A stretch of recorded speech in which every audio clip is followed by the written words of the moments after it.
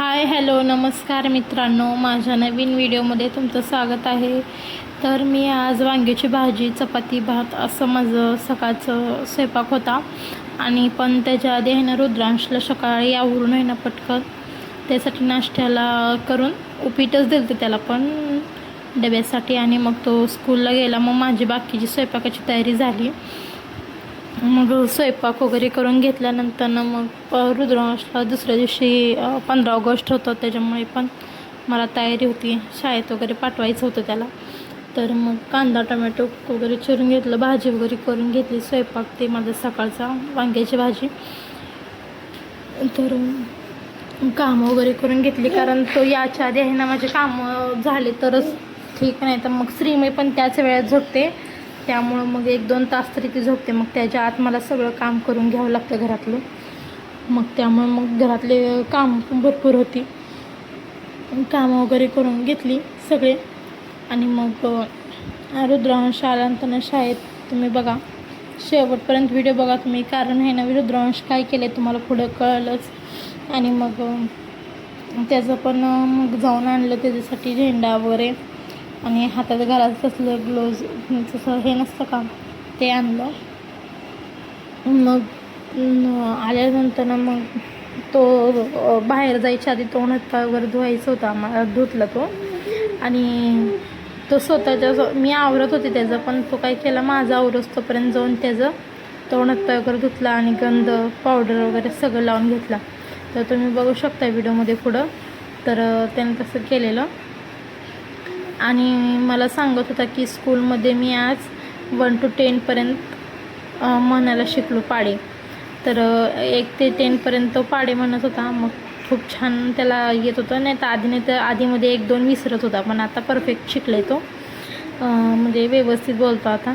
ABCD पण त्याला चांगली येते आता, म्हणजे शाळेमध्ये तरी पहिल्यापेक्षा बऱ्यापैकी खूप छान त्याचं प्रगती झालेली आहे. तर तो स्कूलमधून आलं की मग मला पहिलं सांगतो, मम्मा मी हे केलं ते केलं. मी पण विचारलं त्याला काय केलं स्कूलमध्ये, आज काय झालं, तर तो सगळं सांगतो. तर तुम्ही पण तुमच्या मुलांना असं विचारता का, तर नक्की मला कमेंटमध्ये सांगा. आणि मी त्याचा व्हिडिओ घेताना तुम्ही बघू शकता की त्यानं कसं केलं तर. आणि कसं मला म्हणलं मम्मा माझं व्हिडिओ कर, मग मी त्याचा व्हिडिओ घेत होते. तर तुम्ही नंतर बघा ना तो पावडर वगैरे कसा, आणि मधून भांग पाडून वगैरे आलता तुम्हाला दाखवायला. मग त्याला बघितलं वगैरे. आणि तर सकाळचा स्वयंपाक तर असा होता, पण आम्हाला आहे ना 2 टाईम असं जेवण लागतं आणि माझ्या हातची वांग्याची भाजी माझ्या मिस्टरांना खूप आवडते. तर तुमच्या मिस्टरांना कोणती भाजी आवडते ते मला नक्की कमेंटमध्ये सांगा.